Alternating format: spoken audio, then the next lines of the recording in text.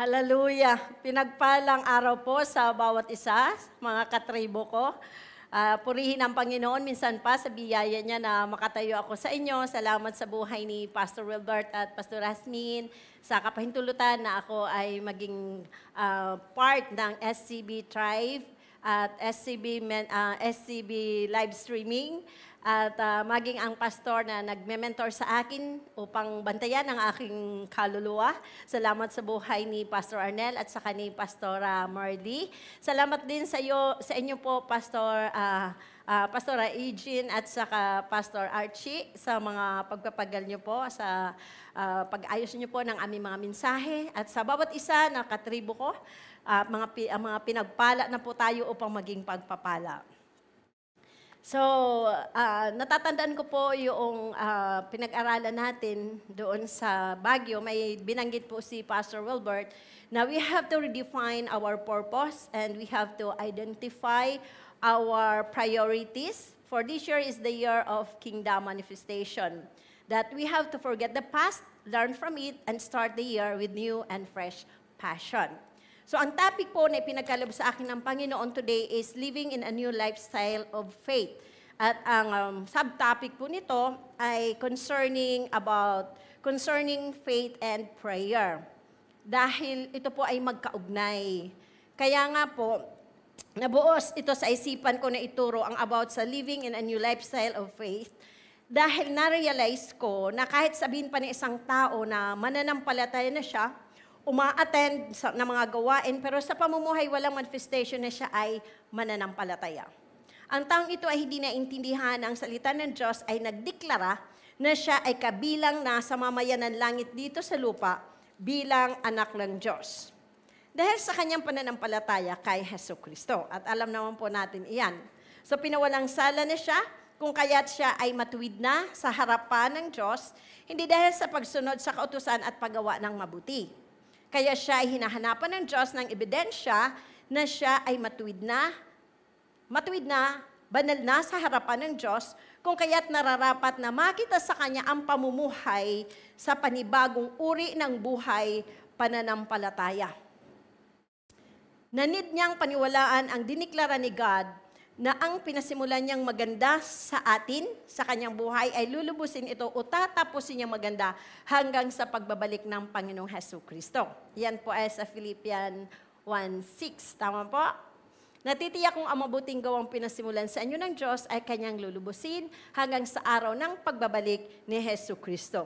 Yan ang simula ng ating pagiging mananampalataya. And the just shall live by faith. That is our title deed. Yan. Title deed. Titulo ng mga titulo. Yan. May titulo tayo. Okay. So bakit hindi maranasan ang manifestation ng paghahari ng Diyos sa buhay niya, kaya namumuhay pa rin sa kasalatan, sa kawalan, dahil sa kawalan ng pananampalataya sa Diyos. Kaya lihis pa rin sa mga prinsipyo ng karya ng langit ang pamumuhay, bagamat mananampalataya na Ang dahilan, hindi naiintindihan ang totoong tunay niyang kalagayan o katayuan dahil kay Jesucristo. Kung kaya the reality of living in the new lifestyle of faith ay wala sa Kanya. Hindi klaro sa Kanya na need niyang mamuhay sa pananampalataya o i-practice ang living by faith, not by sight. Hindi pa rin kasi klaro sa Kanya ang Kanyang titulo bilang mananampalataya. Parang hindi tayo aware na mananampalataya pala tayo. Pero may mga pagkakataon na wala tayo doon sa ating tunay na titulo o pagiging mananampalataya, kaya patuloy pa rin tayong nagda-doubt. Kaya sa totoo lang, hindi nakakapamuhay sa realidad ayon sa kanyang titulo at identity na as believer, kaya namumuhay pa rin sa pagdududa at hindi sa pamagitan ng pananampalataya. Na dahil sa mabuting balita na kanyang narinig at tinanggap at pinanligan, kaya siya ay may buhay na walang hanggan. Walang hanggang pakikipag-ugnayan sa Diyos. Kaya nga mga kapatid ay malaya na makapapasok sa dakong kabanal-banalan dahil sa dugo ni Jesus. May access na po tayo sa ating Diyos Ama dahil sa dugo ni Jesus. Kaya nga sa Hebrew 10:19, yan po ay, yung talatang iyan ay napakahalaga po na magkaroon tayo diyan ng pananampalataya o dyan sa word na yan, mag-sinkin dapat iyan sa ating kaisipan upang ito yung ating angklahan na tayo ay may access na sa ating Diyos Ama dahil sa dugo ni Jesus. Tama po. Kaya huwag tayo mag-atwiling lumapit sa trono ng mahabang Diyos upang kamtan natin ang habag at pagpapala na tutulong sa atin sa panahon ng ating pangangailangan. Yan po ang sinabi sa Hebreo 4:16. At ang sabi po, kaya't huwag tayong mag-atubiling lumapit sa trono ng mahabaging Diyos upang makamtan natin ang habag at kalinga sa panahon ng ating pangangailan. So bakit? Because we are redeemed. Tama po. We have an access to our Abba Father in Christ Jesus. Kaya nga po sa Proverbs 5:3-5-6, ano ang sabi ng Panginoon sa kanyang salita? Kayawi ka magtiwala buong puso at lubusan. Huwag kang mananangan sa sariling karunungan.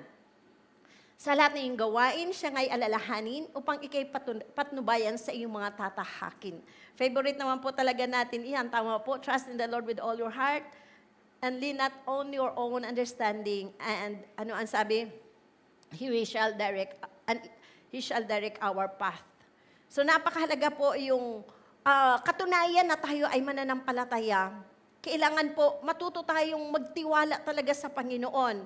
Kaya nga po, ano ang sabi sa Psalms 91:1-2, siyang naghahangad ng pagkupkup ng kataas-taasan at nananatili sa pagkalinga ng makapangyarihan ay makapagsasabi, muog ka tahanan, ikaw ang aking Diyos, ang Diyos na tangi kong pinagtitiwalaan. Kung kaya't bilang mamayan ng langit dito sa lupa, lahat ng resources sa kaharian ng langit ay available sa Kanya o sa atin. So ano ang sabi ni Pastor Wilbert about being belong to the kingdom of God? Kung ang isang tao ay nasa loob ng nasasakupan o paghahari ng Diyos, hindi siya dapat mag-alala o matakot sapagat ang lahat ng kanyang pangailangan sa lahat ng aspeto ng kanyang buhay ay tiyak na ipagkakalob ng Diyos at ito ay kanyang matatanggap sa panahong ito ay kailanganin niya. Tama po, napakahalaga po yung ating pagtitiwala o pananampalataya talaga sa Panginoong Jesucristo because we are entitled for abundant and excellent life. Alam po natin, that is our portion bilang anak ng Diyos. Yan po ay sa 1 John 10:10b. Naparito ako, sabi ni Jesus Christ, upang ang mga tupa ay magkaroon ng buhay, ng isang buhay na masagana at ganap. Yan. Kaya nga, ang eternal life is also means abundant life. Yan. Dapat ito na po talaga yung atin i-expect na maging buhay natin. Huwag tayong mag-expect na ang buhay natin ay kawawa, kundi ang buhay natin ay talagang paunlad ng paunlad. Amen po. So ito'y dahil sa Panginoong Jesucristo na tumubos sa ating mga kasalanan. Tinubos niya tayo upang ang mga pagpapalang ipinangako ng Diyos kay Abraham ay kamtan ng mga hintil sa pamagitan ni Kristo Jesus. At sa pamagitan ng pananalig sa Kanya ay sumaatin ang Espiritong ipinangako ng Diyos. Iyan po ay sa Galatians 3:14. At dahil sumasa atin ang banal na Espiritu na siya nagre-release ng biyaya o grace upang tayo ay makapamuhay sa makabagong uri ng buhay, pananampalataya o living in a lifestyle of faith. Kaya po tayo ay more than a conqueror na. Bakit? Sapagkat ang Espiritong sumasa atin ay mas makapangyarihan kaysa sa Espiritong nasa mga makasanlibutan. Maliwanag po yan sa 1 John 4:4b. So alam natin that supernatural things are possible only because of God, the Holy Spirit. At ito ay na-expect natin. Dahil tayo ay na supernatural kingdom with a supernatural God, dapat ma-surpass natin yung natural into supernatural. Dapat ganun po ang buhay ng isang may makabagong buhay sa pananampalataya. Lifestyle mo na ang mamuhay sa pananampalataya. Kaya nag-expect ka ng mga bagay na mga imposible kaysa sa posible. Ganun po ang mananampalataya. You are expecting ang mga impossibilities na pwedeng mangyari sa buhay natin because our God is the God of impossibilities. Impossibility. Okay po? So the key to man's being able to manifest the kingdom of God here on earth is the presence of the Holy Spirit. Man cannot know God's will except through the Holy Spirit. Kaya nga po napakalaga yung ating desisyon sa buhay that we dapat yung magkaroon tayo talaga ng intimacy with God, the Holy Spirit. Ito dapat yung ating maging desisyon, ito dapat ang maging nating hangarin na talagang magkaroon talaga tayo ng intimacy kay God, the Holy Spirit. Ito yung ating priority, ito yung dapat nating maging hangarin bilang una, bunga ng iyong pananalig na nasa iyo na ang banal na Espiritu at ang bunga nito, naroon yung dependence mo kay God the Holy Spirit. Nakadepende ka sa Kanya at sabihin mo na hindi mo kayang mabuhay na tuloy-tuloy na mamuhay sa pananampalataya without His presence, without His guidance, without yung Kanyang pangunguna sa buhay natin. Na kailangan natin si God the Holy Spirit. Kaya nga siya yung unang ipinagkaloob sa lahat ng mga sumampalataya sa Panginoong Jesucristo. Dahil hindi natin kayang arukin ng ating kaisipan ang mga bagay na spiritual kung absent ang banal na Espiritu sa bawat isa sa atin. That is why kingdom citizenship is a spiritual reality, but it is also a mentality. Kaya napakalaga talagang pursue natin sa presence ni God the Holy Spirit sapagkat according to the Word of God, siya lang ang nakakaalam even the deep things of God. Siya yung nakakaalam. Kaya every time na tayo ay lumalapit sa Diyos, si God the Holy Spirit ang nagbubukas ng ating isipan upang makita natin yung mga bagay na espiritual. Dahil hindi natin kayang arukin talaga, hindi kaya nating unawain sa natural na kaisipan ang mga bagay na espiritual. Na kahit sabihin mo pa, mananampalataya na ako, pero alam mo sa isip mo, parang hindi naman. Dahil hindi naman talaga ako consistently na namumuhay sa faith. May mga doubt pa rin. May mga pag-alala kaya nandun yung pagkatakot, pangamba, depression. Dahil ang totoo, hindi ka talaga namumuhay by faith. Ikaw you are living by sight, not by faith. Samantalang ang gusto ni God, tayo na mga mananampalataya, ito yung titulo natin, ay panindigan natin that we have to live by faith, not by sight. Amen po? So, hindi madali ma-absorb ito ng ating natural na kaisipan, kaya si God, the Holy Spirit, agad ang pinagkaloob sa atin na tayo ay manalig sa Panginoong Jesucristo upang ang mga bagay na espiritual ay ating maintindihan at upang mapasok natin ang reality ng pamumuhay bilang mga anak ng Diyos at kingdom citizen because of our faith kay Lord Jesus.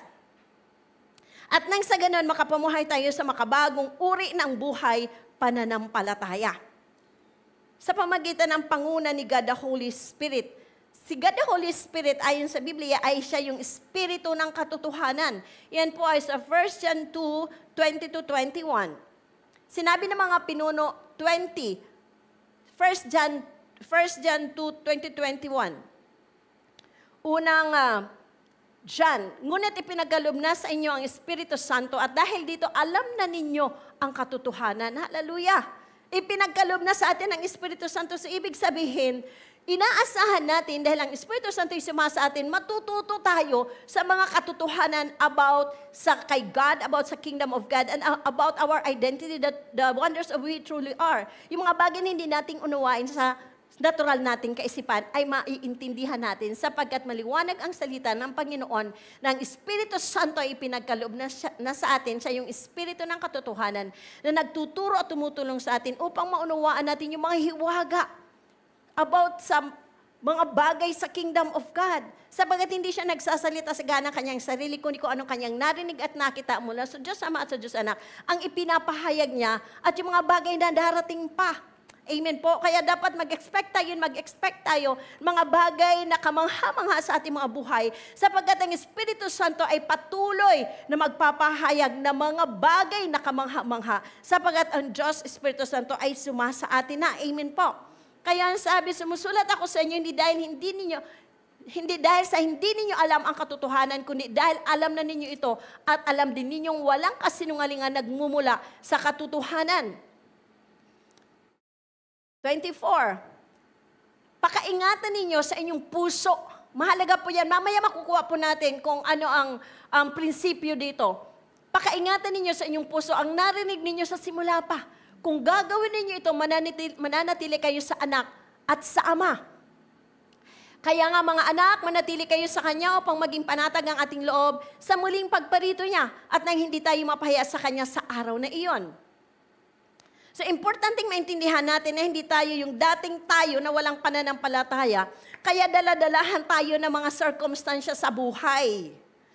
Dahil wala pa sa atin ang Espiritu Santo, dahil hindi tayo anak ng Diyos, kaya lupig lagi, hindi makapanagumpay, hindi makapangibabaw sa anumang sitwasyon. Sa anumang circumstansya, dahil wala pa sa atin ang banal na Espiritu. Kaya yung buhay na yan, noon iyon. Hindi ngayon. Dahil ngayon, may pananampalataya na tayo. Dahil sa ang banal na Espiritu ay sumasa atin, ito ay magmamanifest ang ating pagiging mananampalataya. Tama po? Kaya nang manalig na tayo sa Panginoong Jesucristo, tayo ay nakakapangibabaw na sa anumang circumstansya.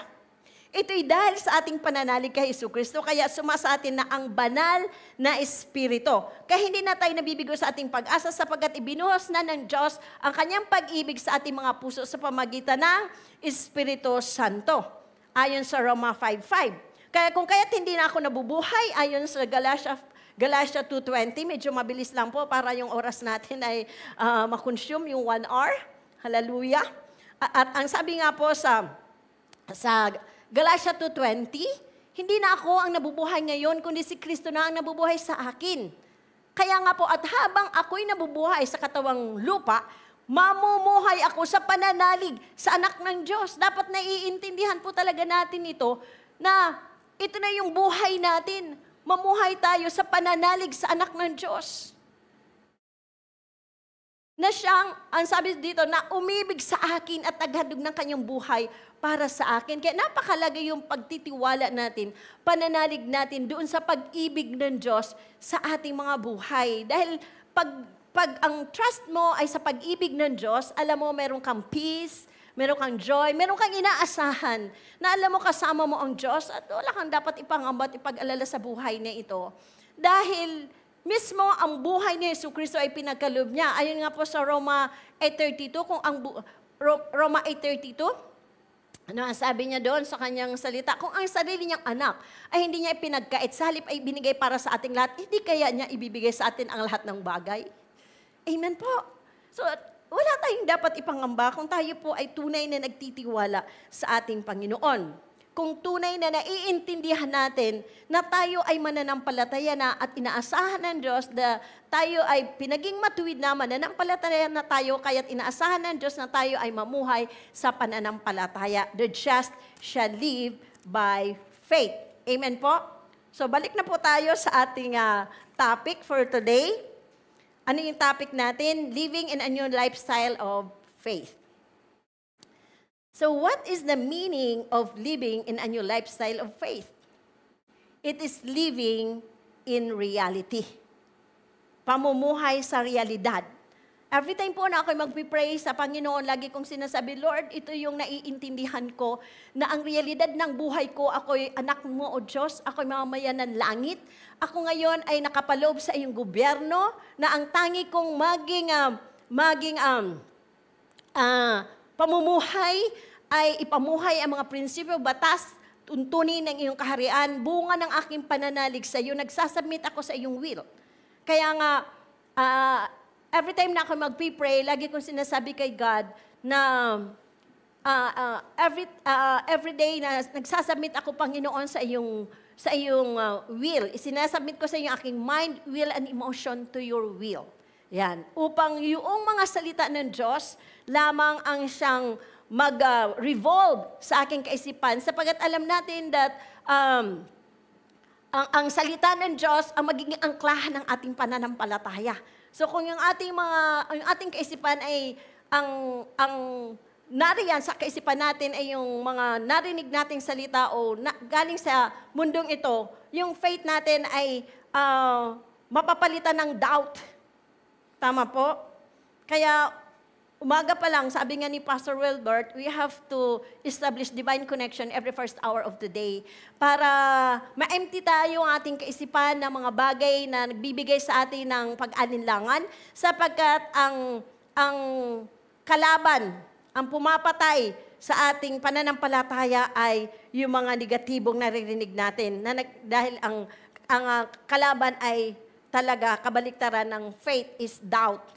Tama po. Kaya napakahalaga na hindi mapasukan ng ating kaisipan na mga bagay na galing sa mundo, kundi galing sa salita ng Diyos. Dahil alam naman na natin, faith cometh by hearing, and hearing by the word of God. So, living in a reality is ito ang pamumuhay, o iyan ang pamumuhay sa makabagong uri ng buhay, pananampalataya. What is living in reality? Binanggit ko na din kanina, the just shall live by faith. Sapagat ito ang titulo natin. It is our title deed, sabi ni Miles Monroe. Amen po? Kaya nga, puntahan natin yung ating text sa Roma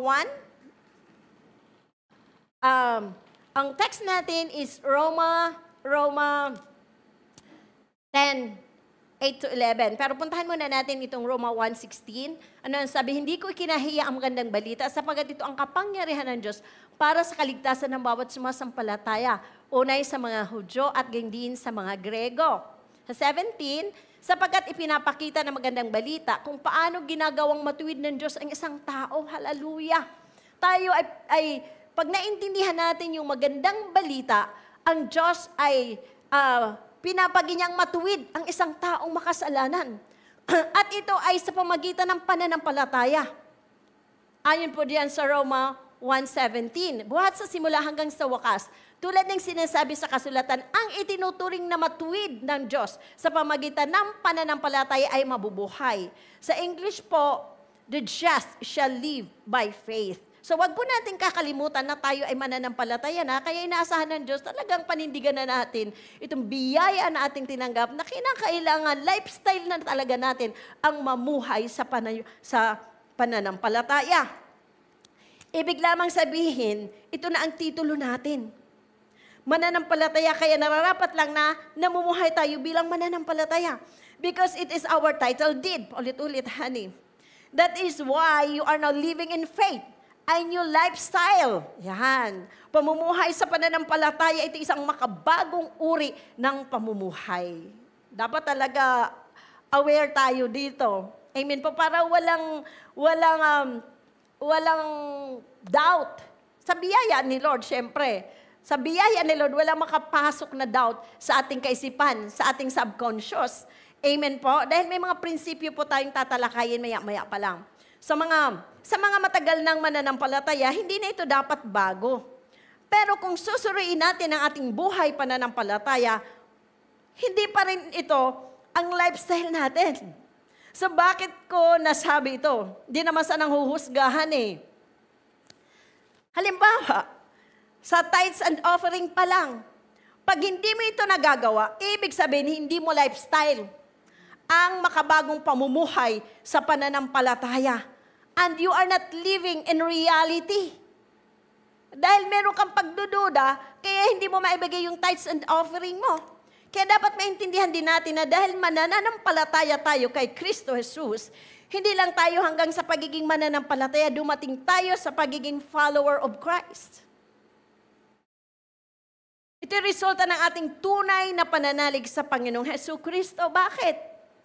Ang tanging makakaganap lang niyan ng pagbibigay ng tithes, offering, and etc. ay ang may makabagong uri ng pamumuhay sa pananampalataya. O ito yung mga follower of Christ or mayroong new lifestyle of faith. Dahil hindi naman talaga natin kasi lifestyle before magbigay ng tithes and offering. Tama po? Tapos may mga love gift pa. May first fruit pa. Pag wala ka pananampalataya at malaki ang first fruit mo, ay hihirapin mo. Hirapin kang magbigay. Pag wala kang faith. Tama po? Ano pa? May ambagan pa. Dahil ito yung kultura sa kaharian ng Diyos, may tulungan pa. May tulungan ministry pa tayo sa ating mga churches. Tama po? So pag wala kang pananampalataya ay ayawan na. Tama po? Kaya nga po sa mga simbahan, sa mga churches na pinamumunuan nating mga pastor, hindi maiwasan na may mga umaalis. Dahil nabibigla, lalo na't bago pa lang. Doon pa lang sa tithes, nabigla na. May ambagan pa. Pag may nagkasakit, magbigayang pa. Aba, ay talaga pong hindi kinakaya. Bakit? Wala pa nga kasing pananampalataya. Doubt pa ang nasa sa puso. Amen po? Tapos mayroon pang upgrading. Lahat ito'y patungkol sa pera. So if wala kang faith, katulad ng sinabi ko kanina, ayawan na. Tama po? Kaya sa totoo lang, kung hindi tayo mag-grow sa ating pananampalataya, hanggang titulo lang po tayo.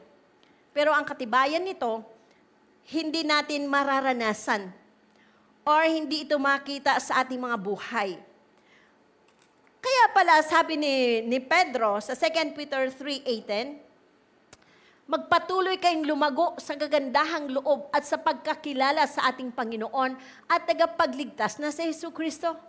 Sa Kanya ang kalwalhatian ngayon at magpakailanman. Amen.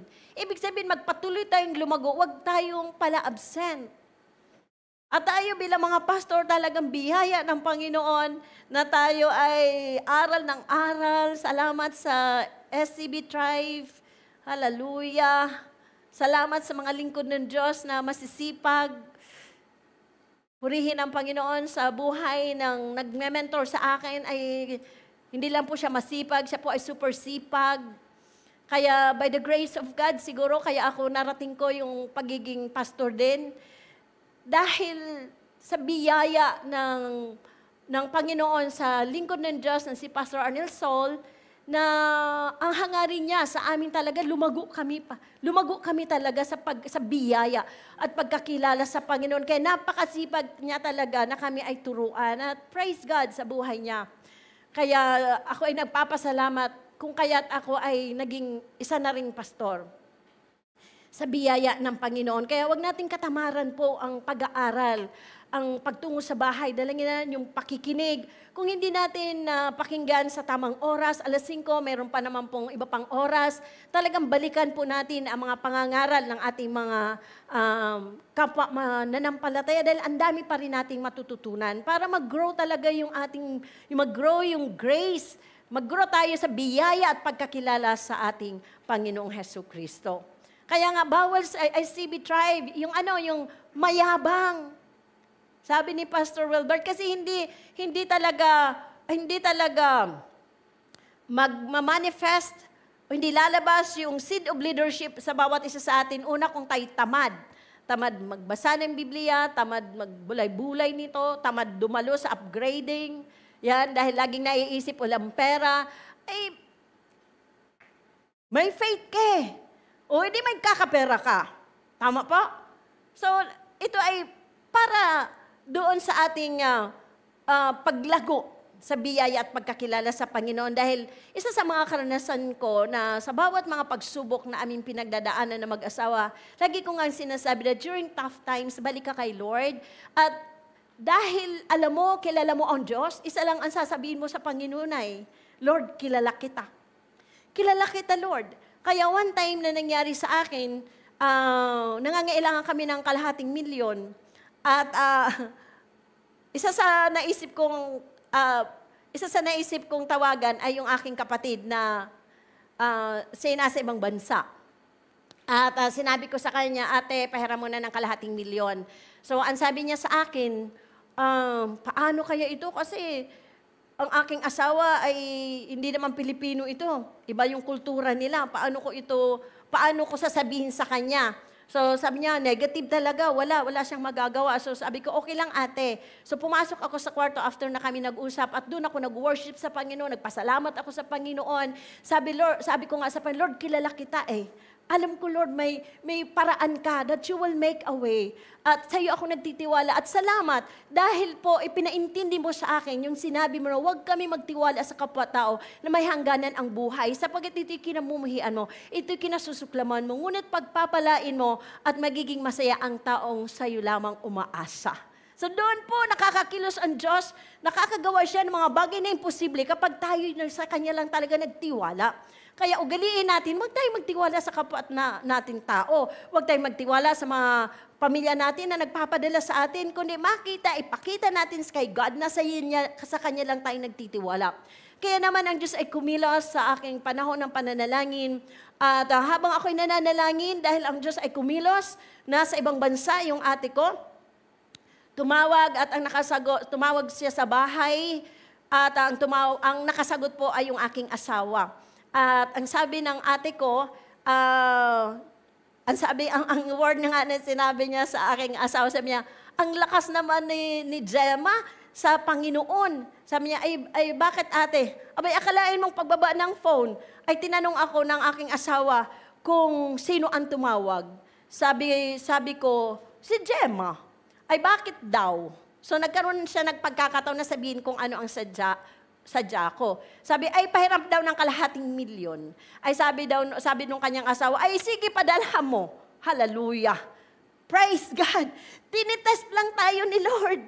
May testing po yung faith natin. Kaya sabi ko, Lord, salamat, biyaya mo na nakapasa ako sa testing dahil doon ako na lalo nagpuri sa Panginoon, lalo ako nagpasalamat sa Diyos na hindi ako mabibigyan ng aking kapatid sapagkat tinetest ni Lord yung faith ko na makita talaga na sa Kanya lang ako nagtitiwala. Doon kikilos ang Diyos. Doon kikilos ang Diyos. Doon sa ating pagtitiwala sa Kanya. Ganun po kabuti ang ating tatay. Tinuturuan lang tayo na magtiwala sa Kanya. Kaya meron tayong mga testing talaga. Kaya nga, isa pang pagsubok kapag tayo po ay nasa panahon ng kagipitan. Di ba? Ano ang uunahin mo? Yung solusyon mo na mangutang. Hindi mo na yung mas magandang solusyon ng Diyos that God will make a way. Amen po. Kaya napakahalaga talaga yung ating paglago sa biyaya at pagkakilala sa ating Panginoon. Kaya sinulat yan ni Pedro, Apostol Pedro. So ayon sa gagandahang loob ng Diyos, magpatuloy kayo sa paglago sa kabutihan at pagkakilala sa ating Panginoon at tagapagligtas na si Jesucristo. Sa Kanya ang kapurihan ngayon at magpakailanman. Amen. If naiintindihan natin na dapat ito na ang ating lifestyle, very natural na lang na lahat ng ating gagawin ay nakaangkla sa salita ng Diyos na ating pinananaligan.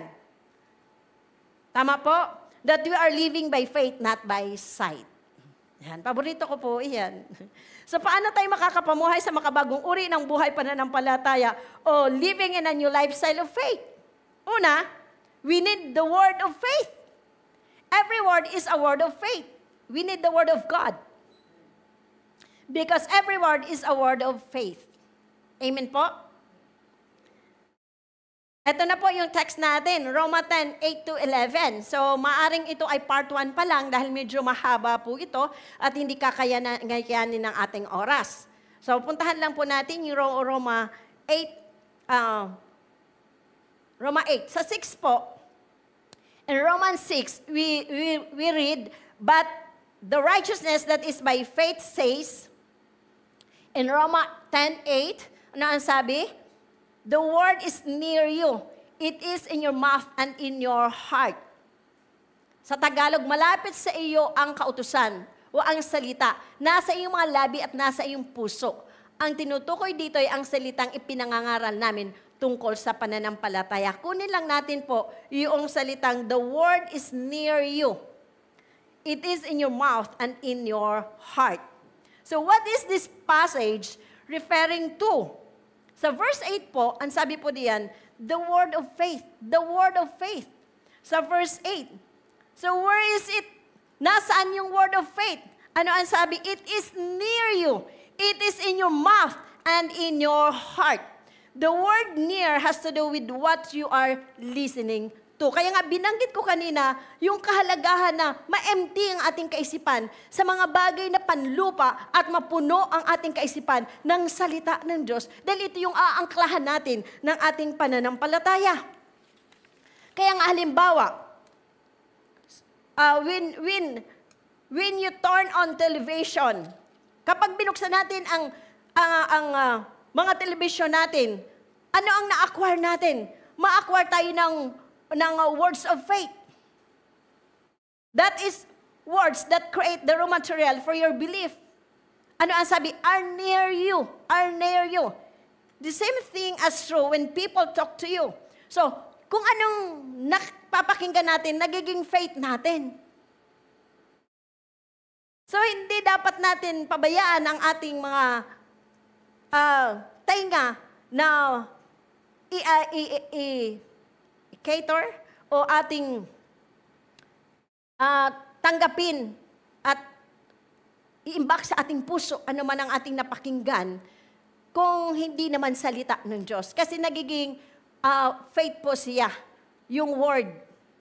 Dahil ang faith ay dalawang klase, may negative at saka positive faith. Tama po? Kaya nga, the same thing as true when people talk to us, to you.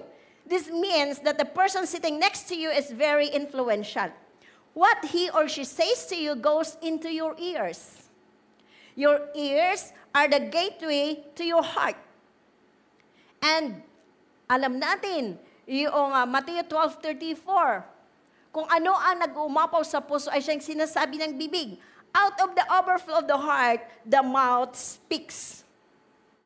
So what you say is a reflection of what is in your heart. What you say is the reflection of what is in your heart. Of what you believe. You will likely what you say because God has given you the same ability to possess. Kaya nga yung ating subtopic is concerning faith and prayer. Kaya napakalaga na aware tayo na ang dapat tinatanggap ng ating puso. Though, ano ang sabi sa Roma, kanina, Roma 10. 8. Ang tinutukoy dito ay ang salitang ipinangangaral namin tungkol sa pananampalataya. So dapat iyan po yung ating tanggapin sa ating puso, yung ipinangangaral na salita ng Diyos. Kasi ito po ang dapat natin pagkunan ng ating pananampalataya dahil ito ay positive faith, hindi negative faith.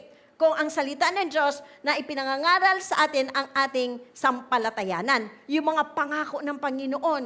Hindi pangako ng kung sino-sino. Dapat pangako ng Diyos sapagkat alam natin kung sino ang Diyos. Tama po, ang Diyos natin ay hindi sinungaling katulad ng tao, kanyang isipan din nagbabago, kanyang sinabi, kanyang gagawin, na kanyang pangako ay kanyang tutuparin. Dapat alam natin, ang Diyos natin ay banal. And the foundation of integrity and faithfulness ni God is His holiness. Kaya nga, He placed His word above even Himself. He will never violate or break His word.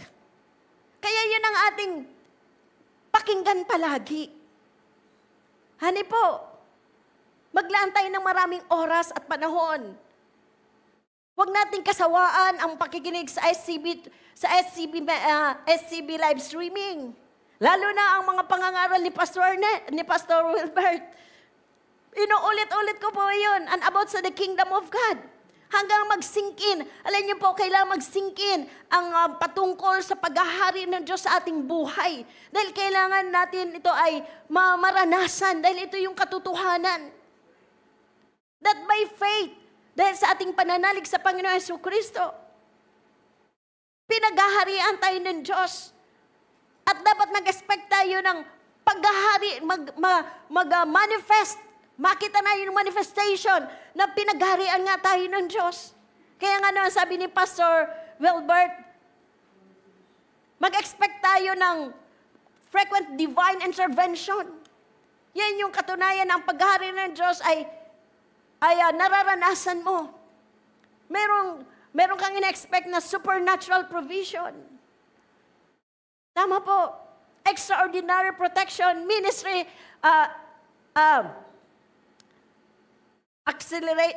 acceleration. Parang mali yata. Napakalaga yung career promotion. Di ba? Stature, ascension, influence penetration, favor recognition, anointing multiplication, character fortification, anointing multiplication, character fortification. Tama, ministry acceleration. At marami pa po. Kapag ang paghahari ng Diyos ay sumasa atin. Kaya dapat ito po yung ating maging, kumbaga, lifestyle. Lifestyle natin na talagang ang salita ng Diyos ang ating bigyan ng pagpapahalaga kung anong ipinapangaral sa atin, yun ang bulay-bulayin natin. Sapagkat faith cometh by hearing and hearing by the word of God. Tama po? Kaya napakalaga po yung pang-intindi natin na yung title deed natin is tayo ay mananampalataya at dapat mamuhay tayo sa pananampalataya. Amen po. So, katulad ng sinabi ko, what you say is a reflection of what is in your heart or what you believe. You will likely what you say because God has given you the same ability He possesses. Kaya, just as God created His world with His words, so you create your world with your words. That is why every word is a word of faith. Alam po natin yan.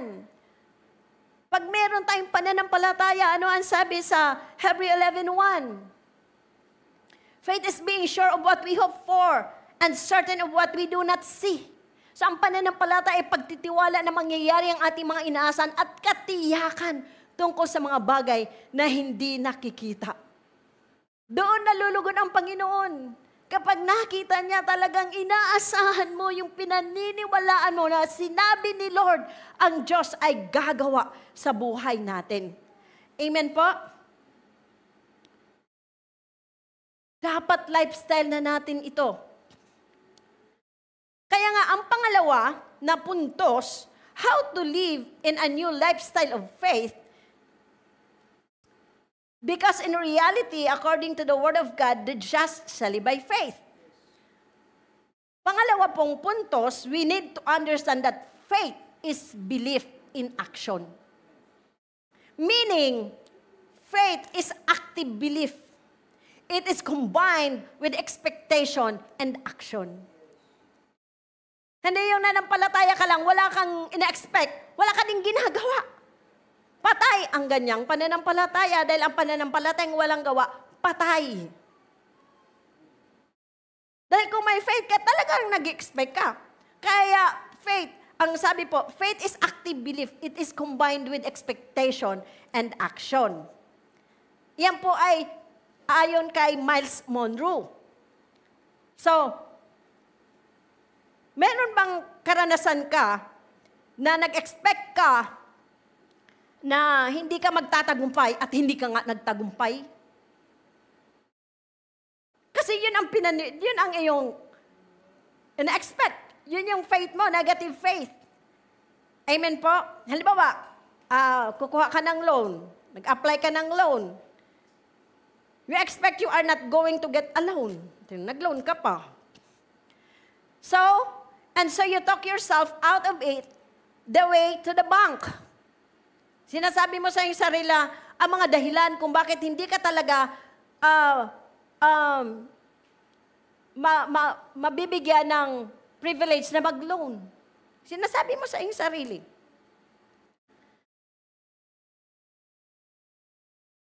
Kung sinasabi mo ito sa iyong sarili, walang kwenta ang pagpunta mo doon sa bangko, nagsayang ka lang ng oras. Tama po? Dahil yun yung paniniwala mo, yun talaga ang mangyayari. Amen po? According to your faith, it shall be done unto you. Tama po? So, kaya pag hindi ka, tawag doon, binigyan ng kapahintulutan na mag-loan, Saka mo sasabihin, sabi ko na, hindi talaga ako makakapag-loan na, hindi ako papayagan. Kasi yun nga yung pinaniniwalaan. Pero kung positibo ka sa iyong mga ginagawa, nag-expect ka talaga, yan. O mas matindi po yung asawa ko. Ang expectation po niya, malaki talaga ang gusto ko sa kanya.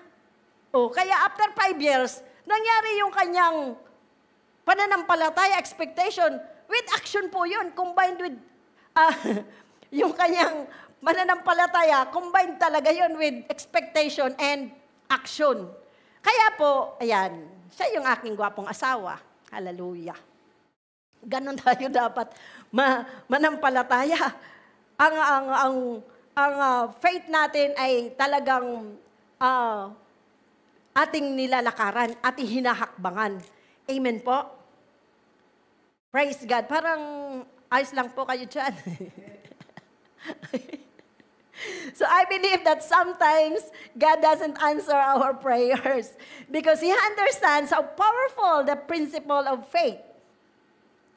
Tama po? He understands how powerful the faith is and knows what we're asking for wouldn't be good for us. Yan. So mahalaga po yung principle of faith kung paano dapat ito ang ating nilalakaran kasi si God tumutugon sa panalangin na may pananampalataya. Dahil hindi niya kalulugdan ang walang pananampalataya. Kaya dapat ang prayer natin ay puno ng salita ng Diyos. Amen po? He wants us to pray in a way that reflects the faith that He gives because such prayer is based on His good purposes on us. Kaya nga sa 1 John 5:13-15, isa po ito sa mga paborito ko, na angklahan ng aking pananampalataya upang ang prayer life ko ay sa biyaya ng Panginoon ay talagang ito ay nahahakbangan ko, inaaksyonan ko, nilalakaran ko. Ano po ang sabi? Isinusulat ko ito sa inyo upang malaman ninyo na kayong sumasampalataya sa anak ng Diyos ay may buhay na walang hanggan. Hindi tayo nag-aatubiling lumapit sa Kanya. Yung buhay na walang hanggan, ibig sabihin, meron tayong walang hanggang pakikipag-ugnayan na sa Diyos. Meron tayong kaya nga sabi ni Pastor Wilbert, that touching God is our portion. Touching God is our portion.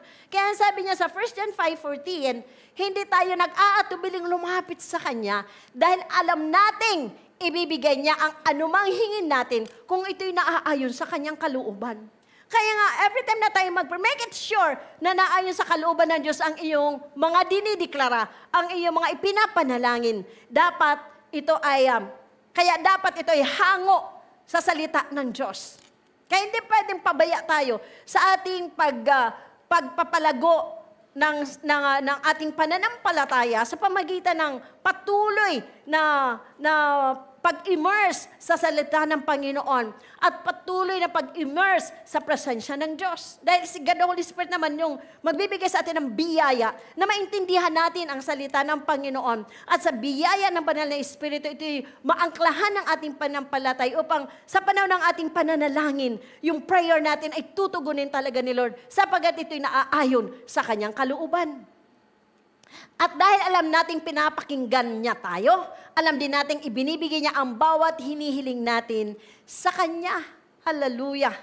At ito po ay may kaugnayan naman sa John 15. Tingnan natin sa John 15:7. Kung nananatili kayo sa akin at nananatili sa inyo ang aking mga salita, hingin ninyo anumang nais ninyo at ibibigay iyon sa inyo.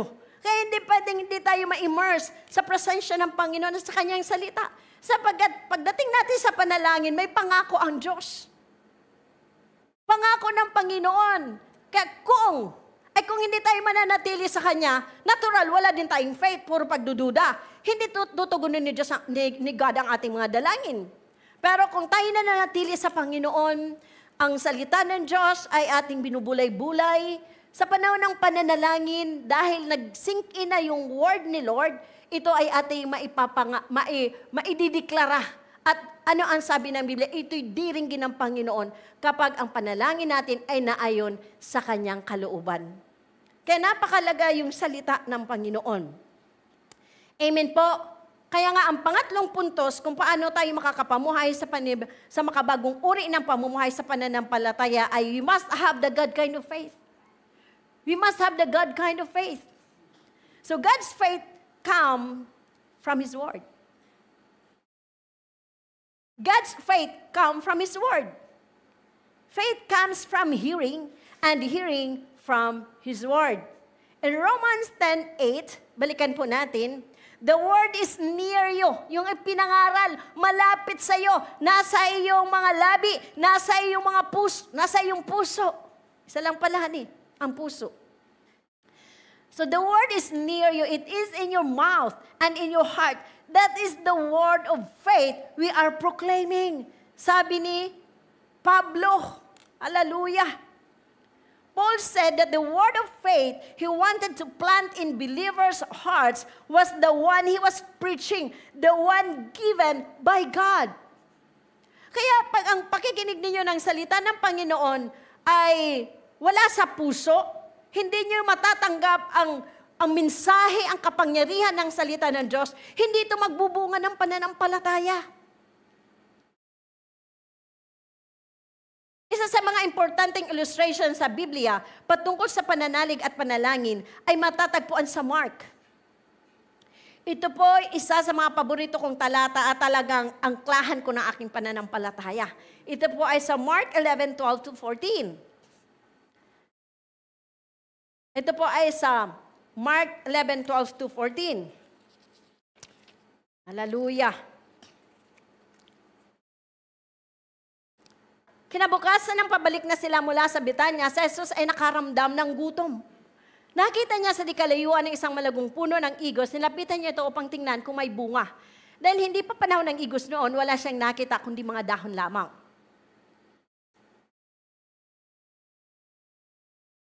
Kaya't sinabi niya sa puno ng igos, wala nang makakakain pa ang iyong bunga. Tingnan po natin ha. Tandaan po natin, may sinabi si God. Wala nang makakakain pa sa iyong bunga. Ang sinabi niya iyon ay narinig ng kanyang mga alagad. So ano ang sinabi ni Jesus? Ano ang ginawa ni Jesus? Gumamit siya ng salita. What did Jesus do? He used words. What kind of words did He use? Ang tawag po din ay words of faith. Tandaan po natin that faith is active belief. When He spoke to the tree, He actively believed that the tree would die. Pinaniwalaan niya iyon. Kaya nangyari. Kaya napakalaga po yung ating pang-unawa doon sa ating titulo bilang tayo mananampalataya. So dahil kulang na po tayo sa oras, hindi ko po ito madiretsyo. Kaya ito'y part 1, tayo po ay papasok na lang sa susunod at sa kapahintulutan po ni Pastor Wilbert na muli ako'y makapag-speak sa SCB. Live streaming na ito ay itutuloy ko po at ito po ay magiging part 2. So medyo bitin po tayo today, but ako'y naniniwala na ang Diyos ay mayroong ipinagkalob sa atin na mensahe na ito ay magiging angklahan ng ating pananampalataya upang mapanindigan natin ang ating titulo bilang isang mananampalataya na kinakailangan natin na mamuhay sa makabagong uri ng buhay, pananampalataya, or living in a new lifestyle of faith. Maging lifestyle po natin talaga. Simula ngayon, tayo ay talagang nandun yung awareness natin, tayo mananampalataya, walang room yung doubt sa ating puso, walang room ang doubt sa ating kaisipan. Dahil tayo, ang titulo natin ay mananampalataya. Kaya tayo ay makakapamuhay sa makabagong uri ng buhay, mananampalataya. Pinagpalang mga taga-tribo ng SCB Alliance, salamat sa buhay ng bawat isa. Muli sa iyo, aming Diyos, na dakila, you are an awesome God. Hallelujah. Kahanga-hanga kang Diyos, wala kang katulad. Salamat na binigyan mo kami ngayon ng mga salita mo upang ang aming pananampalataya ay patuloy na ma-lift up. Lord, ako'y naniniwala ng bawat isa sa amin na nakinig na mensaheng ito, Panginoon, ay bibigyan mo ng biyaya na talagang maging lifestyle na namin, Panginoon, na makapamuhay sa ganitong uri ng pamumuhay bilang mananampalataya. That by your grace, Panginoon, hindi kami mag-entertain na mga salita na magbibigay ng doubt at patayin ang aming pananampalataya, kundi by your grace, yung word mo, Panginoon, ay patuloy na maging kapanabikan ng bawat isa sa amin upang matulad kami, Panginoon, sa isang puno ng kahoy na natanim sa batisan. Ito'y namumunga sa kapanahunan, ang dahon nito ay luntian at ito'y nagiging gamot. Matutulad kami dito, Panginoon. Sinabi mo, ang taong ito, nakatulad ng punong kahoy ito na natanim sa batisan, ang taong ito ay pagpapalain mo, pagtatagumpayin mo sa lahat ng kanyang gawain. Lord, salamat dahil may salita ka na ko na sinabi mo, Panginoon, na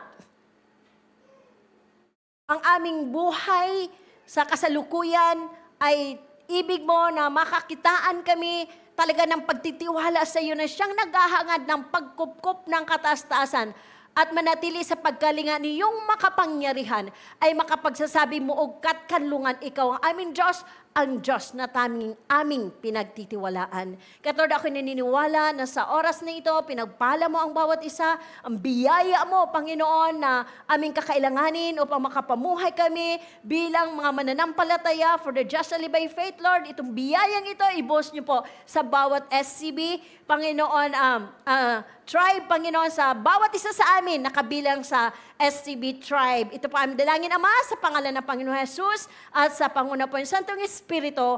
Amen and amen.